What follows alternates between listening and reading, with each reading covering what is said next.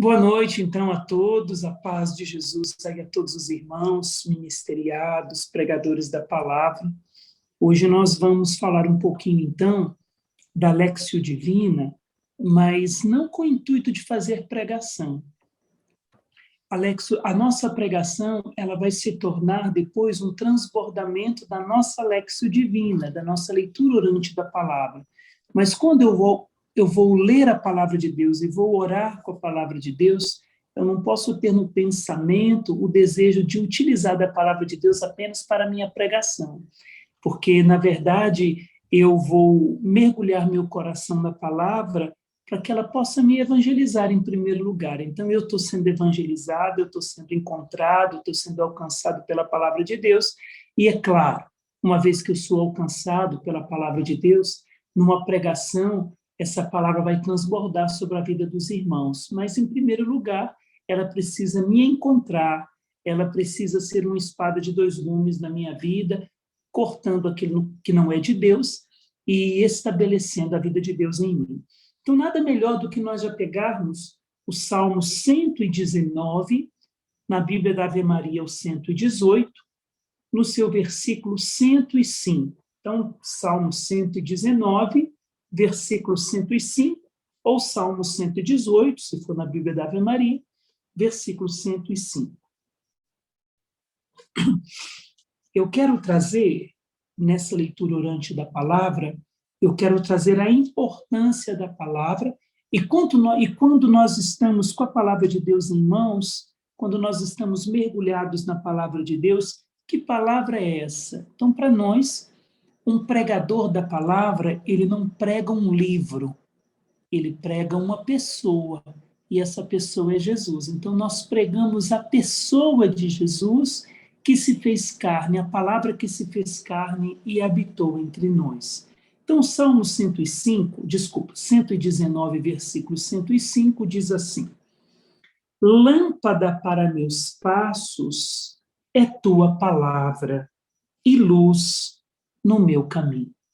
Lâmpada para meus passos é tua palavra e luz no meu caminho. Então, nós vemos duas coisas diferentes. Nós vemos a primeira, que para os meus passos a palavra é uma lâmpada, e agora ela se torna luz para o meu caminho. Que lâmpada é essa? Alguns rabinos, os rabinos, né, que são grandes aí, estudiosos da cultura bíblica e do Antigo Testamento, esses rabinos nos ensinam, são chamados até de santos pais, né, do Antigo Testamento. Eles nos ensinam o seguinte, que Deus nunca vai acender uma lâmpada para a gente poder andar. Deus nunca vai clarear o caminho para nós podermos andar. Os rabinos explicam que, na medida em que nós dermos passos, Deus vai acendendo uma pequena lâmpada pequenininha em cada pé, em cada passo que nós vamos dando. Então, na medida que eu levanto o meu pé para dar um passo, naquele pé, Deus coloca uma pequena lâmpada. É tipo aqueles tênis de criança, sabe, que na medida que ela vai andando, o tênis vai acendendo. Os rabinos dizem que Deus, ele nunca vai acender um caminho inteiro, clarear um caminho inteiro para nós, para que nós não nos tornemos filhos mimados. Então, e se nós nos tornássemos filhos mimados, nós nunca andaríamos na fé, nós nunca dependeríamos da fé para caminhar com Deus. Então, esse caminhar, colocar os passos, e na medida que eu vou dando os passos, Deus vai acendendo uma lâmpada em cada pé, significa viver de fé. Eu estou na escuridão, eu levanto o passo na certeza que Deus vai clarear aquele pé para que eu saiba onde colocá-lo. Então, e eles dizem isso a partir da passagem do Mar Vermelho, quando Moisés saindo do Egito, com os hebreus com ele, os egípcios atrás dos hebreus, querendo matá-los, e, de repente, eles estão diante de um grande desafio, que é o Mar Vermelho. Então, na cabeça de Moisés e na cabeça do povo hebreu e na cultura bíblica, a morte estava atrás dos hebreus, representada pelos egípcios. A morte estava na frente do povo hebreu, representada pelo Mar Vermelho. Então, eles estavam encurralados pela própria morte, sem ter saída. E Moisés, os rabinos vão dizer que Deus não abriu o Mar Vermelho para Moisés passar com o povo hebreu. Os rabinos vão dizer que Moisés precisou entrar nas águas do Mar Vermelho, e quando as águas do Mar Vermelho chegaram nas narinas de Moisés, aí Deus abriu o mar. E os rabinos vão dizer o seguinte, que quando se esgotaram todas as possibilidades humanas, tudo o que cabia ao homem fazer, tudo o que cabia a Moisés fazer, quando esgotaram as possibilidades do homem, aí Deus entrou com aquilo que é próprio de Deus, o milagre. Então, Deus nunca vai fazer no lugar do homem aquilo que cabe ao homem fazer. Deus só vai fazer aquilo que cabe a Deus fazer, quando esgotam as nossas possibilidades humanas. Então, Moisés entrou na água, enquanto ele podia andar, Deus não abriu o mar. Quando as águas chegaram nas suas narinas e se tornaram ameaçadoras, aí sim Deus disse, agora eu vou agir, porque Moisés não foi preguiçoso, Moisés caminhou na fé, Moisés realizou aquilo que cabia a ele realizar como homem, porque ele fez o que cabia a ele, eu vou fazer aquilo que cabe a mim, aquilo que cabe a Deus, eu vou abrir o mar para que o povo possa passar. Então, os rabinos, a partir disso, eles interpretam esse Salmo 119, versículo 5, dizendo que Deus não vai clarear o caminho diante de nós, ele só vai acender pequenas lâmpadas na medida em que nós caminharmos. Assim também a leitura da Sagrada Escritura. Para ler a Bíblia, irmãos, pregadores, a Bíblia deve ser um instrumento privilegiado na mão de um pregador, na mão de um ministeriado da palavra. Então, a Bíblia, para nós, o primeiro passo para nós mergulharmos o nosso coração na Sagrada Escritura é termos disciplina. Deus não vai colocar a Bíblia na nossa cabeça e nem no nosso coração. Isso cabe a mim e a você. Ler, meditar, orar e contemplar. Agora, o que cabe a Deus nos dar é inspiração. O que cabe a Deus nos dar é unção. Mas o que cabe a mim e a você é abrir a Sagrada Escritura e mergulhar nela o nosso coração. Agora, a partir do momento que eu dou passos, a partir do momento que eu coloco os meus pés a caminhar, Deus vai tornar para os outros a minha vida uma luz no caminho dos outros. Então, olha, lâmpada para meus passos é a tua palavra vai acendendo os meus pés na medida em que eu for andando, e eu me tornarei luz para o caminho de tantas pessoas que virão atrás de mim. Aí está a verdade desse salmo. Agora, o que é essa lâmpada? O que é essa luz da qual nos fala o Salmo 119? Nós vamos trabalhar um pouquinho com a Bíblia. Eu queria que você fosse lá em Êxodo 13, versículo 21.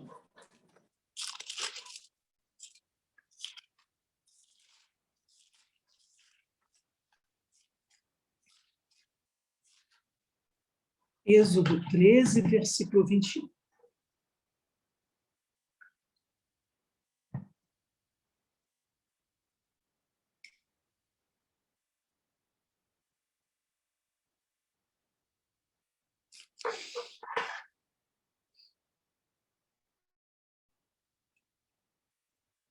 Eu já vou ler. Olha o que diz. O Senhor os precedia de dia numa coluna de nuvem para lhes mostrar o caminho. Então, enquanto o povo estava no deserto, uma vez que esse povo atravessou aí o Mar Vermelho e sendo perseguido por Faraó e assim por diante, enquanto o povo está caminhando aí na vontade de Deus, depois das pragas, enfim, uma vez que o povo está no deserto, a Bíblia vai dizer que o Senhor os precedia de noite numa coluna de nuvem, ou seja, a glória de Deus estava sobre esse povo, numa coluna de nuvem que o cercava por cima, por baixo, pelos lados, pela frente e por trás. Então, de todos os lados, esse povo estava cercado, ele estava envolvido pela presença de Deus. Então, durante o dia, era uma coluna de nuvem. Por que essa coluna de nuvem vinha sobre eles? Está aí. Para lhes mostrar o caminho. Agora, durante a noite, numa coluna de fogo para iluminar, a fim de que pudessem andar de dia e de noite. Então, para que o povo não ficasse estagnado e parado, para que o povo caminhasse em direção à terra prometida, era preciso que durante o dia eles estivessem à sombra da nuvem para os proteger do sol, e durante a noite, essa coluna de fogo que iluminava e aquecia, iluminava o caminho e aquecia do frio, ela afugentava os animais selvagens para não atacar o povo de Deus, e, ao mesmo tempo, elas se tornavam a luz, então, no caminho do povo. Então, essa coluna de fogo servia para três coisas: iluminar, aquecer e afugentar os inimigos. De dia não se afastava do povo a coluna de nuvem, nem de noite a coluna de fogo. Então, nós já compreendemos que essa lâmpada e essa luz da qual nos fala o Salmo 119, ela tem uma função, ela tem a função de ser uma coluna de fogo para o povo de Deus, para iluminar, aquecer e, ao mesmo tempo, afugentar os inimigos. É muito interessante isso, porque a palavra de Deus é essa luz. Ela ilumina aqueles que estão nas trevas. Não é isso que Jesus vai dizer? Que ele é a luz do mundo, aquele que caminha na luz não anda nas trevas? Então, essa palavra, que é essa coluna de fogo, ilumina. Ela aquece os corações congelados, ela aquece a palavra, não é isso que vai dizer os discípulos de Emaús, quando Jesus explicava as Escrituras, o nosso coração ardia dentro de nós quando ele nos explicava as Escrituras. Então, ela aquece. E ela afugenta os inimigos. Não foi com a palavra de Deus que Jesus venceu Satanás no deserto? Na força da palavra. Então, nós já estamos vendo aí que essa palavra, ela deixa de ser uma pequena lâmpada e agora ela já se torna uma coluna de fogo que nos faz caminhar na escuridão da noite, iluminando o caminho, aquecendo e nos protegendo. Vamos lá para Provérbios 6, 23.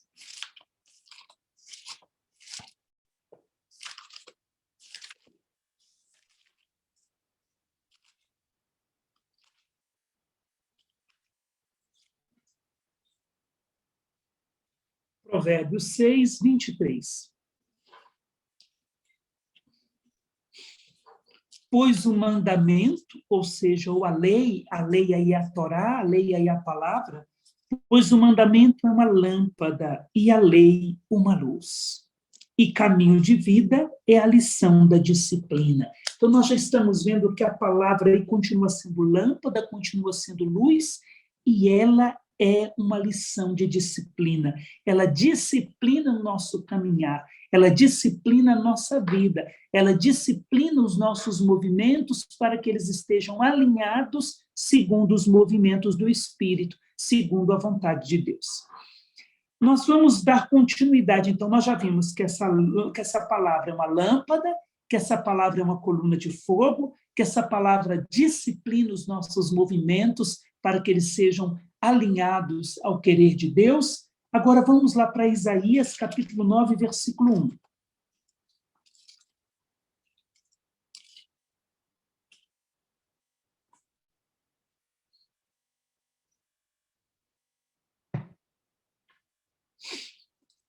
O povo que andava na escuridão viu uma grande luz. Para os que habitavam as sombras da morte, uma luz resplandeceu. Nós já percebemos agora que essa luz não é uma luz qualquer, agora ela é uma grande luz. Uma grande luz vista por todos aqueles que andavam na escuridão. Então, todos que estavam nas trevas, todos que estavam na escuridão, puderam agora contemplar essa grande luz. Essa luz, que não é uma pequena luz, mas agora uma grande luz. E aqueles que habitavam nas sombras da morte, aqueles que estavam no vale da morte, aqueles que estavam mortos, para eles uma luz resplandeceu. Uma luz os alcançou, foram envolvidos de luz. É interessante que nós vemos uma pessoa na Sagrada Escritura que estava também envolvida em trevas e uma luz envolveu essa pessoa. Alguém sabe me dizer quem é essa pessoa?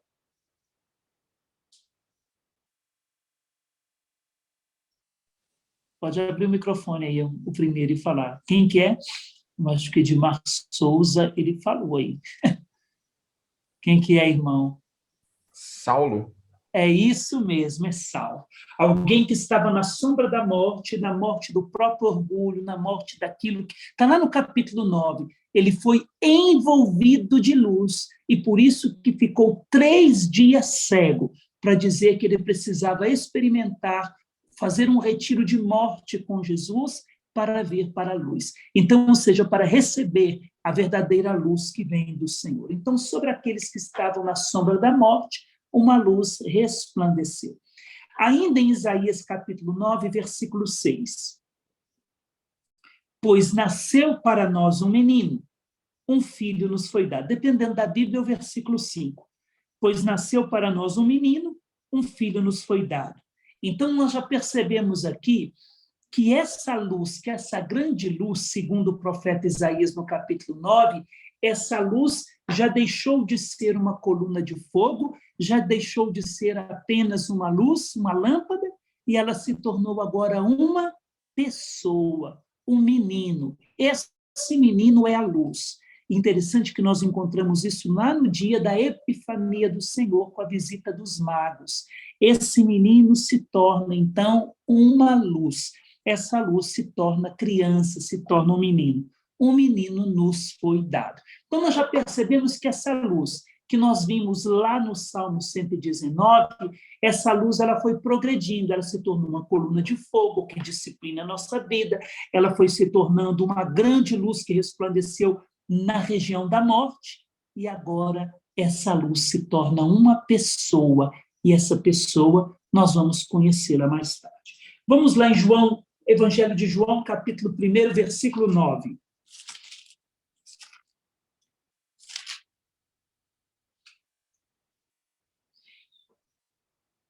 João 1, 9. Esta era a luz verdadeira. Então, nós já estamos vendo que é o menino que é uma luz. Essa luz agora não é uma luz qualquer, ela é uma luz verdadeira. Não é uma luz mentirosa, é uma luz genuína, ela é a pura verdade. Essa luz verdadeira que, vindo ao mundo, a todos ilumina. Aqui já muda do profeta Isaías. O profeta Isaías vai dizer que o povo que andava nas trevas, aqueles que estavam na região da morte, viu uma grande luz. Agora não. O evangelho vai dizer que ilumina todos. Não só quem está nas trevas, não só quem está na sombra da morte, mas todos podem ser iluminados por essa luz.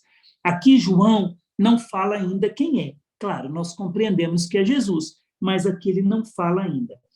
Ela estava no mundo e o mundo foi feito por meio dela, mas o mundo não a reconheceu. Ela veio para o que era seu, mas os seus não a acolheram. Vamos continuar no Evangelho de João, capítulo 8, versículo 12.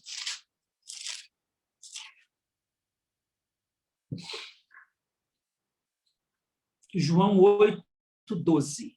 Jesus falou ainda: eu sou a luz do mundo.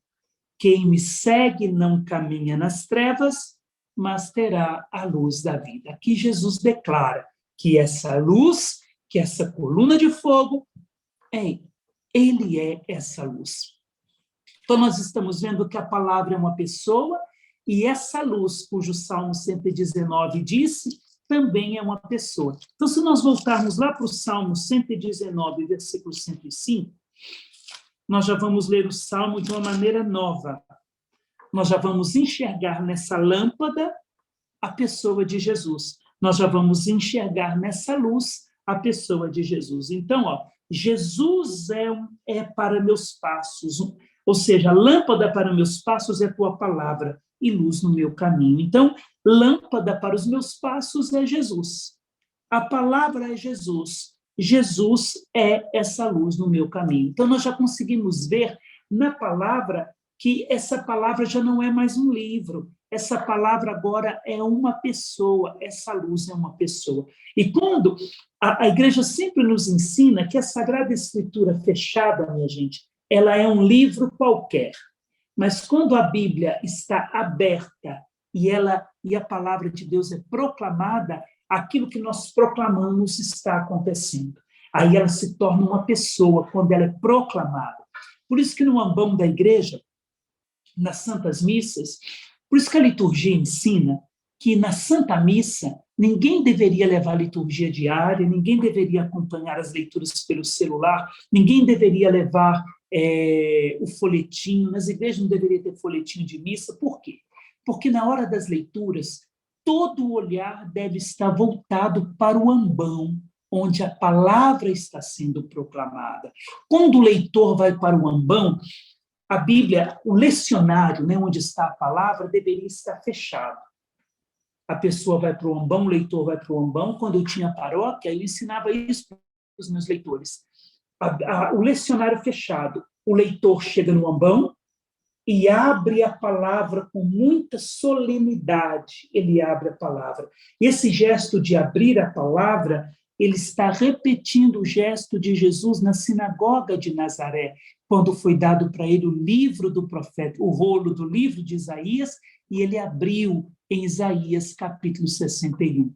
Quando ele termina, por isso que nós não lemos, por isso que quando vai proclamar a palavra de Deus na Santa Missa, a pessoa não deve ler e olhar para o povo, ler e olhar para o povo, ler e olhar para o povo. Não, o olhar da pessoa tem que ficar só na palavra de Deus. Ela só vai levantar a cabeça e olhar para o povo na hora que ela disser palavra do Senhor, porque ela está lendo aquilo que Deus escreveu, e aquilo que ela está proclamando está acontecendo naquele momento, porque o livro do Gênesis vai dizer que Deus criou tudo pela palavra. Deus disse, e o que Deus disse aconteceu. Então, quando a palavra está sendo proclamada, Deus está recriando o seu povo de novo. Deus está realizando aquilo que a palavra está acontecendo, aquilo que a palavra está dizendo. Quando Jesus, na sinagoga de Nazaré, terminou de ler, Jesus disse, o que acabastes de ouvir se cumpriu no meio de vós. Quando o leitor diz palavra do Senhor, na verdade ele está repetindo o que Jesus disse. O que acabastes de ouvir está acontecendo, se cumprindo no meio de vós. Então, o que cabe a nós olhar para o povo é dizer palavra do Senhor. Então, esse gesto de abrir é para dizer, eu estou abrindo diante dessa assembleia em oração os segredos de Deus. Deus vai falar, vai criar e recriar o seu povo através da sua palavra. Então, a pessoa, o leitor, quando vai para o ambão, ali ele já não é ele mais, é a pessoa de Jesus na sinagoga de Nazaré. E a palavra de Deus está curando, a palavra de Deus está libertando. Por isso que todo o olhar deveria estar voltado para o ambão, e não para o celular, não para a liturgia diária, e não para o folhetinho da missa. Porque o ambão significa montanha, do lugar onde anuncia a palavra. Mas ele também tem ideia, na cultura judaica, ele tem ideia de sepulcro. Por quê? Foi do sepulcro que teve o primeiro anúncio. Por que procurais entre os mortos aquele que está vivo? Então, no ambão se proclama que ele vive, que ele não está morto, que nós proclamamos o Cristo crucificado que passou pela cruz, mas que vivo está. Então, quando o leitor termina, o único que vai fechar aquele mistério que acabou de acontecer é o sacerdote. Quando ele termina de proclamar o evangelho, ele termina de fazer a homilia, ele vai no ambão e fecha o lecionário. Por que ele fecha o lecionário? Porque agora ele vai abrir o outro mistério, o outro selo, que é o mistério do altar. A palavra que se fez carne já foi anunciada a nós. Agora ela vai se fazer alimento no altar. Então, lembra daquele homem que descia de Jerusalém para Jericó e que caiu nas mãos de assaltantes e o samaritano pegou, levou para a hospedaria e deu 2 moedas para aquele homem, para o dono da hospedaria, dizendo, essas 2 moedas para cuidar dele, o que gastares a mais, eu te darei, eu te reembolsarei quando eu voltar. Essas duas moedas, Santo Agostinho vai dizer que é a palavra e a Eucaristia. É com a palavra que nós alimentamos e com a Eucaristia que nós salvamos e curamos também a alma da pessoa. Então, ou seja, a palavra são dois mistérios aí na liturgia que nós deveríamos fazer com muita maestria, proclamar a palavra de Deus, porque a palavra de Deus tem poder para salvar, tem poder para curar. Porque nós estamos anunciando uma pessoa, e essa pessoa é Jesus Cristo, é Jesus de Nazaré, que quer alcançar o coração das pessoas. Então, minha gente, nós não somos a religião do livro, nós somos a religião da palavra que se fez carne, a palavra que é proclamada, a palavra que chega ao coração dos homens. Então, quando alguém vai para o ambão proclamar, seja na missa, ou seja, no grupo de oração, nós estamos sendo Jesus proclamando a palavra. E temos que crer que aquilo que nós acabamos de proclamar está acontecendo no meio do povo de Deus. O livro da sabedoria vai dizer que a palavra de Deus cura tudo. Então, a palavra de Deus tem esse poder transformador de curar. Nós, né, na cultura bíblica, e assim Jesus foi educado, a Sagrada Escritura fazia parte da vida dos judeus. Uma criança, ela aprendia a ler e a escrever com a Sagrada Escritura. Então, o primeiro livro que uma criança ia ler, o primeiro livro que uma criança ia aprender a escrever, era com a Sagrada Escritura, nas escolas sinagogais, na sinagoga ou no templo. Teve um rabino que diz o seguinte, que a criança deve ser engordada com a Torá, engordada com a palavra de Deus, como o boi é cevado no estábulo. A criança, esse rabino diz, a criança deve ser engordada com a palavra de Deus, da mesma forma que o boi é cevado no estábulo. E ainda ele completa, a lei, a palavra aprendida na infância, entra através do sangue e sai pelos lábios. Aquilo que mais tarde Jesus vai dizer, que a boca fala daquilo que transborda o coração. Então, ou seja, toda a cultura judaica, e Jesus foi educado assim, toda a cultura judaica está envolvida pela Torá, está envolvida pela palavra de Deus. Olha como é que era a educação dos filhos na cultura judaica. A criança, com 5 anos de idade, ela começava os estudos sagrados. Então, ela ia aprender a ler e a escrever com a palavra de Deus. Ela completava 5 anos, ela já começava a estudar, então, a Sagrada Escritura. Ela ia aprender, então, tudo aquilo que era da Bíblia, né? Aprender a escrever e ler e escrever, porque o hebraico ele é todo desenhado. As letras são desenhadas, então a criança ia aprender a desenhar as letras sagradas. Com 10 anos, a criança ia dedicar-se ao aprendizado da tradição. Então, de 5 a 10 anos, ela teve 5 anos para aprender a ler e a escrever a Sagrada Escritura. Agora, a partir dos 10, ela ia começar a estudar tudo aquilo que não foi escrito, mas tudo aquilo que foi transmitido pelos pais, transmitido pelos antepassados, transmitidos pela tradição oral. Dos 10 aos 13 anos, ela teria 3 anos, então, para aprender toda a tradição oral. Com 13 anos, ela deveria conhecer toda a Sagrada Escritura, toda a Torá e praticar as suas exigências. Uma criança com 13 anos, ela era considerada maior de idade e tinha, por obrigação, cumprir a palavra de Deus. Ela tinha que respeitar os mandamentos, ela tinha que praticar o jejum, ela tinha que cumprir a palavra de Deus. Então, ela teve aí de 5 a 13 anos para aprender a palavra de Deus e construir a própria vida a partir da palavra de Deus. Por isso que a criança com 12, 13 anos, ainda existe na cultura judaica, aquela festa chamada Bar Mitzvah, que é filho da lei. Quando a criança se torna filho da palavra, filho da Torá, filho da lei de Deus. Com 13 anos, a criança ia ler na sinagoga ou no templo pela primeira vez.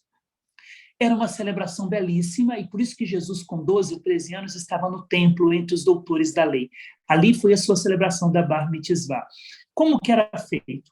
Era a criança na sinagoga, as mulheres ficavam de um lado, os homens ficavam de outro, a criança ia ler pela primeira vez. E a mãe jogava sobre a criança, enquanto ela estava lendo, pequenos bombons, balas, feitas com as frutas cítricas da época. Eu fico imaginando Jesus lendo e Nossa Senhora jogando aí sobre Jesus as balinhas feitas de fruta. Por que isso fazia parte da cultura? A mãe estava incentivando o filho a ler a palavra e dizia para ele: essa palavra que você está lendo é doce como essas balas que estão caindo como chuva sobre você. Eu fico imaginando Jesus olhando para Nossa Senhora e dizendo: mas sou eu a palavra.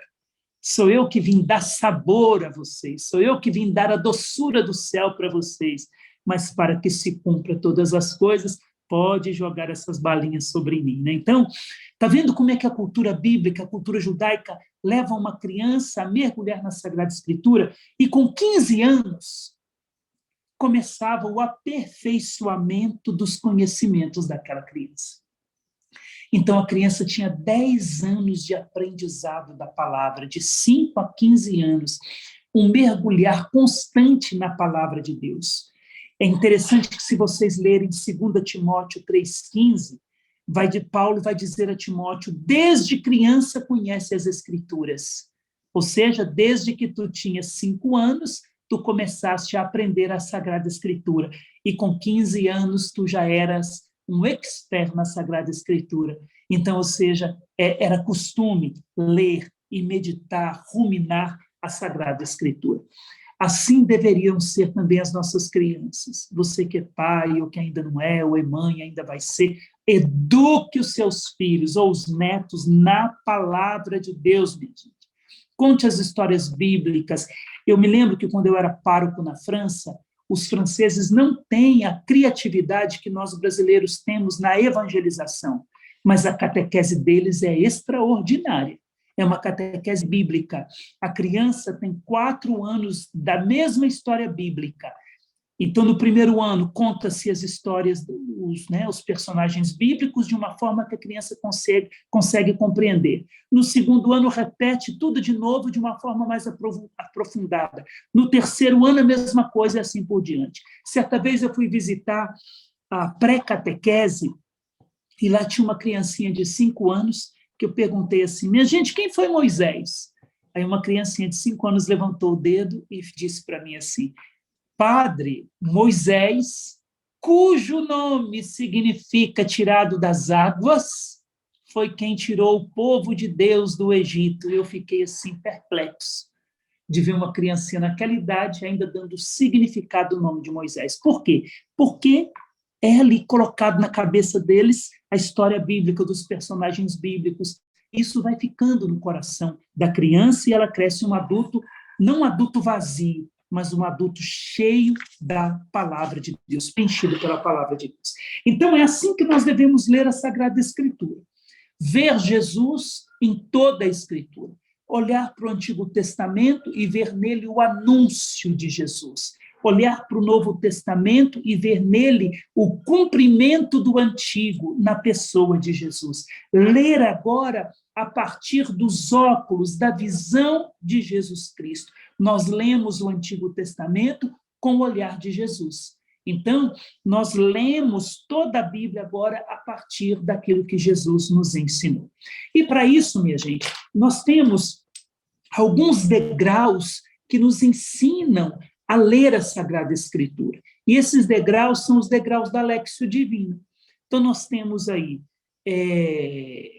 Claro, quando a gente vai fazer uma leitura da Sagrada Escritura, vamos meditar com a palavra de Deus, nós precisamos primeiro contar com a graça e a ação do Espírito Santo. Então, sem Espírito Santo, não tem Sagrada Escritura, porque ele que dá vida à Sagrada Escritura.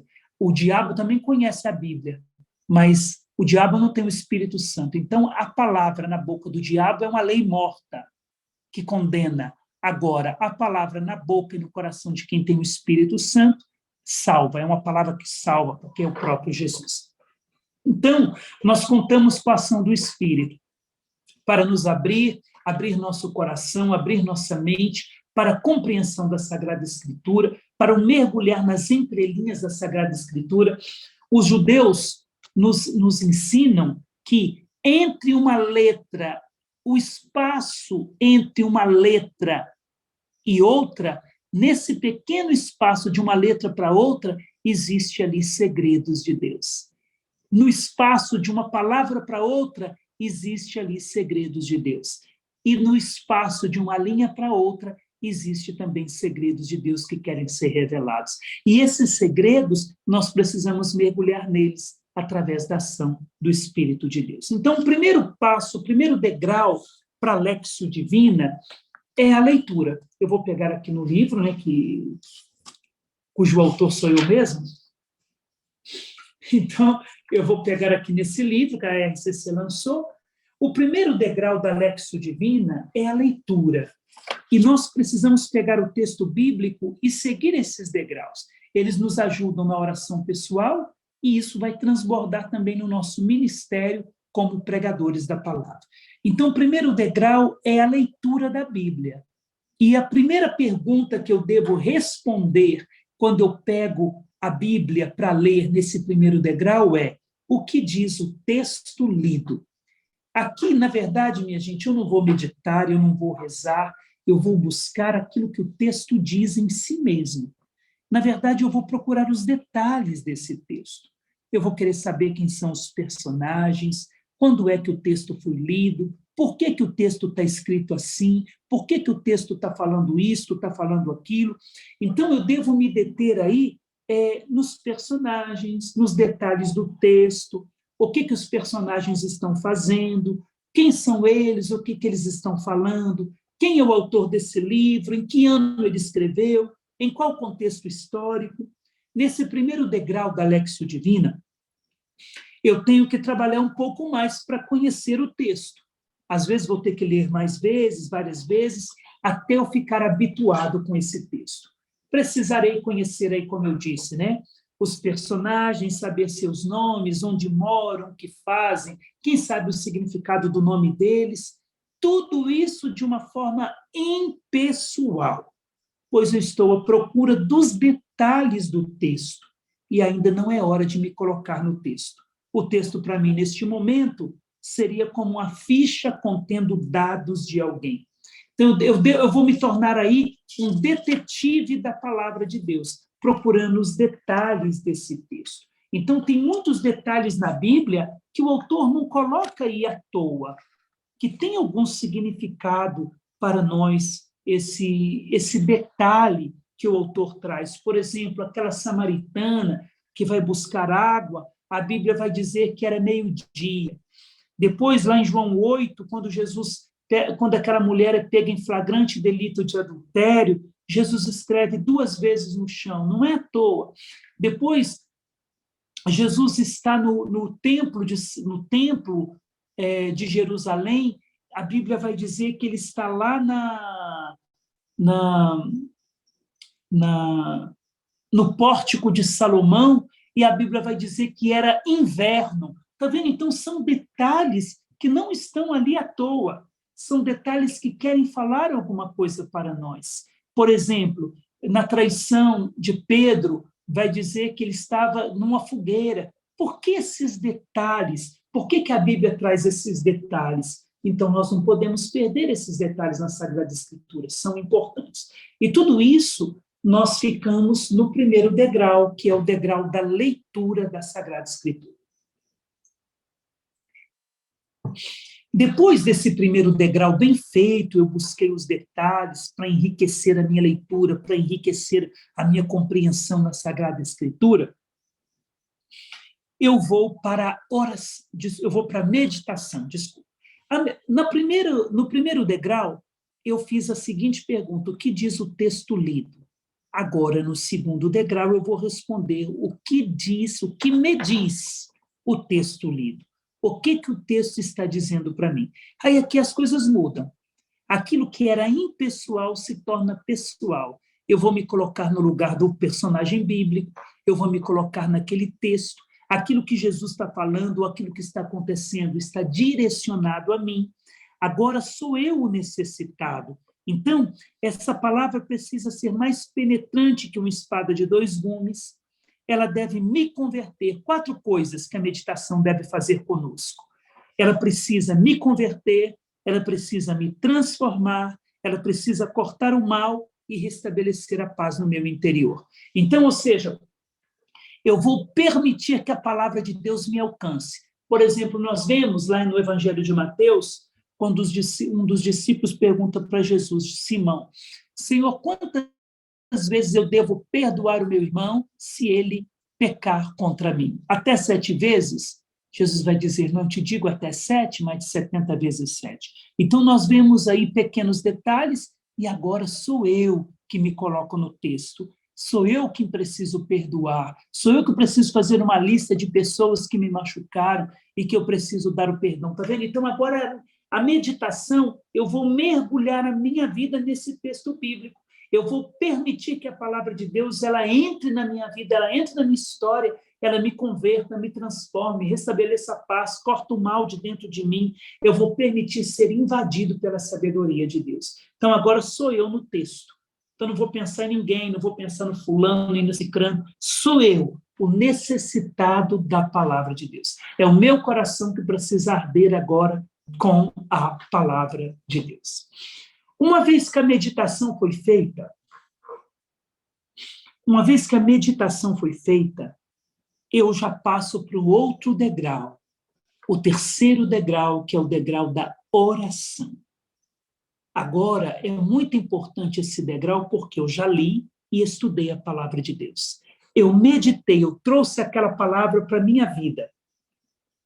Agora eu vou gritar para Deus socorro diante daquilo que eu li e diante daquilo que eu meditei.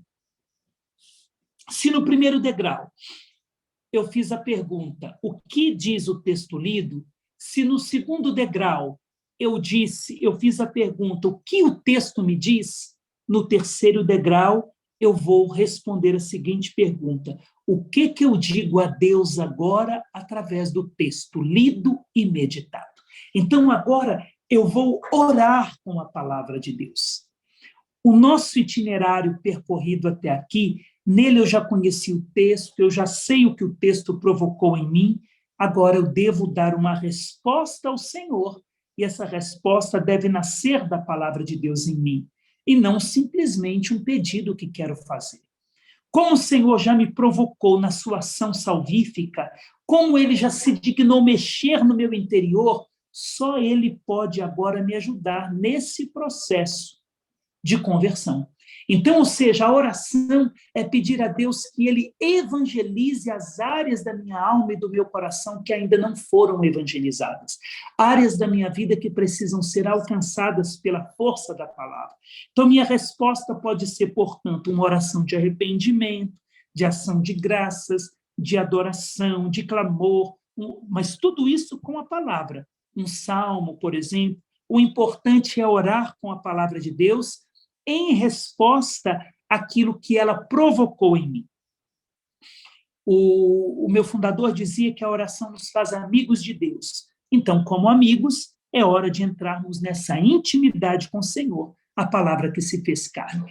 Ou seja, eu contemplei a palavra através da meditação e vi o que ela pode fazer comigo. A oração é fazer com que essa palavra se torne uma só carne comigo, ao ponto que eu diga como Adão disse a Eva, quando viu Eva, osso dos meus ossos, carne da minha carne. Eu me torno um com a palavra através da oração.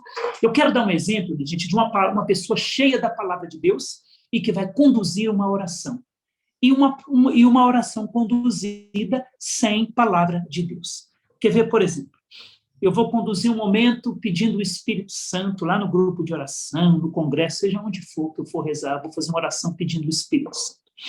Senhor, derrama sobre nós o teu Espírito. Nessa noite, nós queremos estar avivados pelo teu Espírito, reavivados pelo teu Espírito. Nós precisamos ser uma pessoa nova. Senhor, dai-nos o teu Espírito, inflama o nosso coração, batiza-nos no Espírito Santo, porque nós queremos ser essa pessoa, enfim, etc. Está vendo? Isso é uma oração, não é? É, conduzir uma oração. Mas não teve uma palavra bíblica. Porque a boca transborda a boca fala do que transborda o coração. Agora, a mesma oração com a palavra de Deus. Senhor, nós estamos reunidos aqui em teu nome, porque a tua palavra nos diz que onde 2 ou 3 estiverem reunidos em teu nome e pedirem em teu nome, o Pai daria. E o que tu queres dar a nós é o teu Espírito. Senhor, da mesma forma que aconteceu no dia de Pentecostes, os apóstolos fechados no cenáculo, com medo, enfraquecidos, paralisados pelo medo, o teu Espírito foi derramado de forma profunda e poderosa, como um vento impetuoso. E esse vento abriu as janelas, abriu as portas, abriu os corações, o medo foi rechaçado e a evangelização aconteceu, porque saíram do cenáculo, o cenáculo que tinha se tornado um sepulcro de ossos ressequidos, agora se tornou um lugar de ressurreição, onde a tua palavra os levantou, onde a promessa se realizou, e eles saíram e evangelizaram. Senhor, é esse Espírito que nós queremos. Cumpra nas nossas vidas o que a tua palavra nos garante. A tua palavra não mente. Então, nós estamos batendo e nos será aberto. Nós estamos pedindo e nos será dado. Nós estamos procurando e nós encontraremos. Está vendo? Essa é uma oração bíblica. E a oração bíblica, minha gente, é como se Deus olhasse para nós e falasse: agora não tenho o que fazer, eu tenho que dar para eles o que estão pedindo, porque eles estão jogando a palavra na minha cara. Ou seja, é claro, numa linguagem humana, bem pobre, mas nós estamos orando com a palavra de Deus. Aí a nossa oração, ela tem força para chegar aos céus, não por causa da nossa palavra, mas por causa da palavra de Deus. O que faz a nossa oração ter força para chegar a Deus não são as nossas palavras. Nós não oramos com a força das nossas palavras, nós oramos com a força da palavra de Deus, que é uma pessoa. Moisés, a Bíblia vai dizer, lá no livro do Êxodo, que quando o povo de Deus pecou, lá no capítulo 32, construindo um bezerro de ouro, o Senhor disse: ore por esse povo, tu que gozas, Moisés, do meu favor. Assim eu perdoarei o pecado desse povo. Então, Moisés é aquele que goza dos favores de Deus. E tudo que ele rezava, tudo que ele pedia, Deus fazia, porque ele gozava dos favores de Deus. Nós já não oramos mais em nosso nome e em nome de Moisés, porque nós não gozamos dos favores de Deus. Então, nós oramos em nome de Jesus. Pai, nós te pedimos o teu Espírito em nome do teu Filho Jesus, aquele que goza dos teus favores.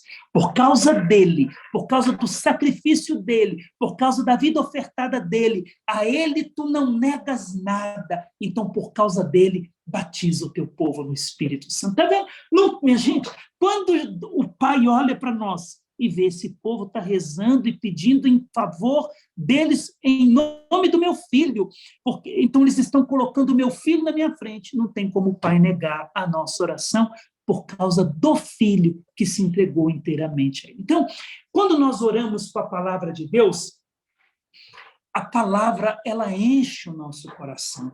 Então, nós fazemos a palavra de Deus acontecer na vida das pessoas, nós liberamos sobre o grupo de oração, nós liberamos sobre a pessoa, não palavras vazias, nós liberamos sobre as pessoas a palavra de Deus, nós derramamos a palavra de Deus sobre as pessoas, aí a palavra de Deus vai se cumprindo. Por isso que Maria é a mulher da palavra, quando ela vai dizer: faça-se em mim segundo a tua palavra, ou seja, eu quero viver da palavra de Deus, é ela que vai conduzir a minha vida. Então, uma vez que nós oramos assim na força do Espírito, na força da palavra, não foi isso que o Senhor disse para Jeremias: come esse livro, homem, come esse livro. Para Jeremias não falou para Ezequiel comer, né? O livro da palavra, come esse rolo. E ele comeu o rolo, assim também deve ser nós, comer o rolo da palavra de Deus e permitir que ela se torne uma só carne conosco. Uma vez que nós oramos, aí nós passamos para o último degrau da Lexio Divina, que é a contemplação. A contemplação, nós vamos apenas responder a pergunta: o que a palavra faz? O que a palavra está fazendo em mim? É viver agora os frutos da palavra. Então, a palavra diz para eu perdoar. Eu já meditei, já vi quem eu tenho que perdoar. eu já orei pedindo a Deus força para perdoar. Agora, quando uma pessoa me feriu, o Rinaldo passou perto de mim, lá no Congresso Nacional, e fingiu que não me conheceu. Eu fiquei muito chateado, porque ele me chamou para dar a formação, eu dei, depois chegou lá, ele fingiu que não me conheceu. Eu fiquei muito chateado, magoado com ele. Ao invés de alimentar essa mágoa no coração, eu já vou viver os frutos da palavra que eu já li, meditei e orei. Então, ali mesmo, eu já tomo a decisão de perdoar o Rinaldo, porque eu quero viver os frutos da palavra. Então, o que é a contemplação? A contemplação, ela tem um momento para começar, mas ela nunca termina, porque ela é o viver no meu dia a dia. A palavra vai produzindo frutos no meu dia a dia, ela vai realizando a vontade de Deus na minha vida, eu vou permitindo viver da palavra, a palavra vai me conduzindo, eu não vou mais entristecer o Espírito, porque ele enche o meu coração, ele recorda. Não é isso que Jesus disse? Jesus disse assim, que enviaria o Paráclito para nos recordar tudo aquilo que ele havia nos dito. Então, o que é a contemplação? É o momento que o Espírito recorda para nós toda a verdade daquilo que nós já lemos, meditamos e oramos. Então, por exemplo, eu estou num momento difícil, o Senhor, o Espírito enche a minha palavra, o meu coração, daquilo que eu já li, daquilo que eu já meditei, daquilo que eu já orei. Então, naquele momento, eu vou tomar uma decisão a partir da palavra de Deus. Então, é se deixar conduzir pela palavra de Deus. Minha gente, desculpa, mas é uma comparação pobre que eu vou fazer agora, uma comparação daquelas assim, bem chulas, bem vazias e bem pobre de ser humano. Mas a contemplação poderia ser comparada quando a gente come, por exemplo, a gente vai almoçar com uma linguiça bem apimentada, e ela ainda é temperada com pimentão, e como sobremesa a gente come a melancia.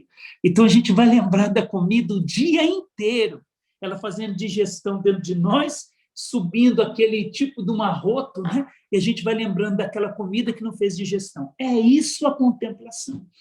A contemplação é se lembrar da palavra que já está na minha alma, já está no meu estômago, que eu já li, já meditei, já ruminei, já orei. Essa palavra agora ela vai me lembrando a todo momento aquilo que eu devo fazer. Eu devo me deixar conduzir por essa palavra. É como quando eu vou contemplar um horizonte muito bonito, eu não faço nada. Eu fico ali contemplando o horizonte, sentindo a brisa do vento no meu rosto. Ou quando eu vou para a praia, eu tomo a decisão de ir para a praia, bronzear um pouco a pele. O que eu faço? Nada.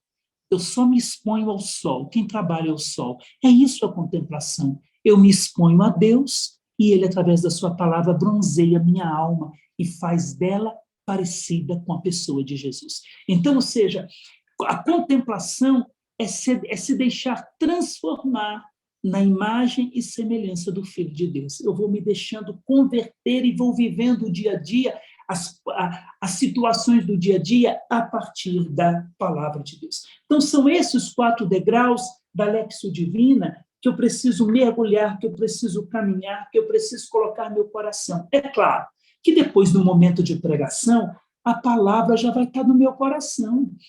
Eu vou pregar aquilo que eu já li, aquilo que eu já meditei, aquilo que eu já orei, aquilo que eu já contemplei, aquilo que eu estou suando no dia a dia para viver, para não ofender a Deus, para não sair do projeto de Deus, para viver a santidade. Ou seja, eu vou me deixando conduzir pela palavra, e essa palavra vai transbordar sobre a vida dos irmãos.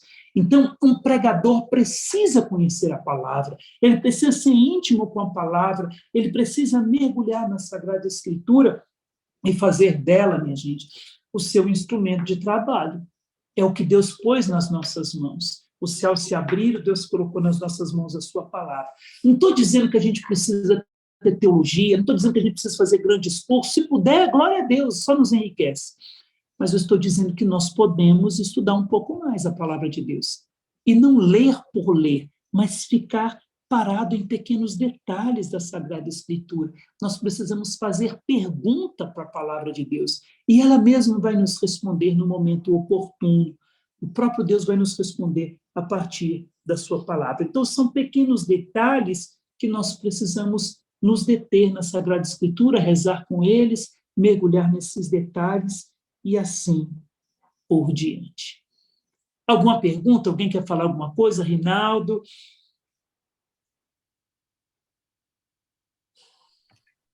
Não, padre, eu quero aqui agradecer aqui a presença do senhor e abrir aqui as perguntas aos irmãos aqui. Se alguém quiser fazer alguma pergunta ao padre, fique à vontade, por favor. Eu vou mostrar para vocês aqui um dicionário bíblico, para vocês pregadores, que pode ajudar muito na preparação de uma pregação e até do estudo pessoal.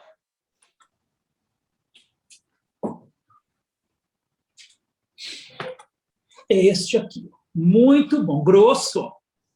Vale a pena gastar um dinheirinho aí e adquirir. Dicionário Enciclopédico da Bíblia. Ele é uma coletânea da Edições Loyola, Paulinas, Paulus e Academia Cristã.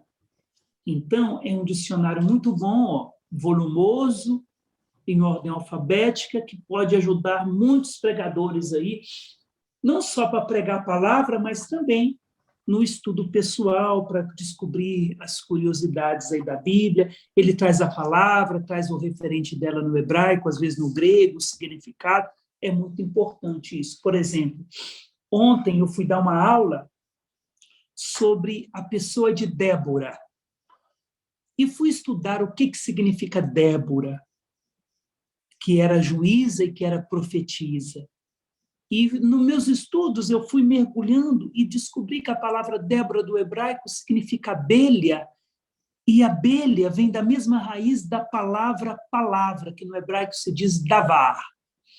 E é abelha no sentido de movimentos ordenados.